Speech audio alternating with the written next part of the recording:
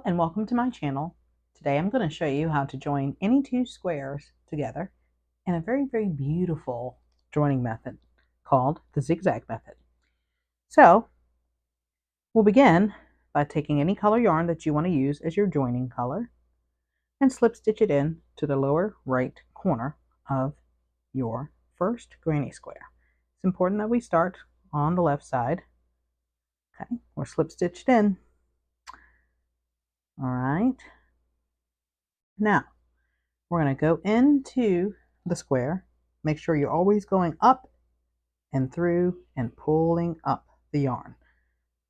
You're just going to slip stitch just like that, okay? Now, you're going to take your second square, and you see this corner here, the lower left corner. You're going to go right there into the edging. And remember, I said up and over and down. And you're going to pull up your yarn through there, just like so, slip stitch. And it can be a little bit tricky getting that started, but once you do, it's pretty easy peasy. Okay? And you're just going to simply work your way up. Into your next stitch, you're going to go over and down and pull up into a slip stitch. Go into the next one, over and down and through, and you'll keep going all the way up. This is how I do it. Okay, as you can see, you're already getting a pretty zigzag happening here with your square. Let's keep on going. Left to right, with a slip stitch into each stitch, back and forth. Back and forth. Okay. All right. And it gets a little easier when you have more squares to work with. So you just keep going. So you can see as we've worked our way up, we've ended up with this beautiful zigzag here. Let me move it closer so you can see. Isn't that gorgeous? I just love this joining method. It's actually my current favorite.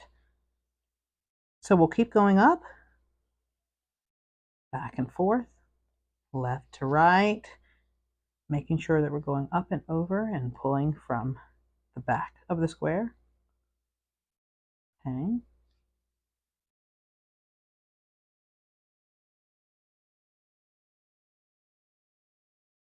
And when we get to our end, we would simply just continue adding our squares. Or if you're using the join as you go method, then you can simply put a stitch marker into this and just put it to the side, and you can just continue adding squares up and up and up as you go.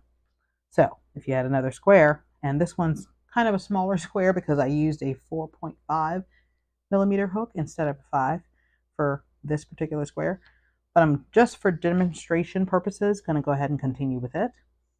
When you get to the next square, just make sure you always start on the same side, just to keep things proportional. Okay, so you're going to go into this corner, much like you did when you began, and you just pull it here to start the next square in, and keep that nice seamless transition that we have here with the zigzags. Okay, and then you would just place your next one, much like you did in the beginning, and you would just keep going. I really hope you enjoyed this wonderful demonstration. Very quick way to learn the zigzag joining method, and I hope you can use it in a lot of projects and find it very useful information. Until next time, from my heart to your hooks, happy crocheting.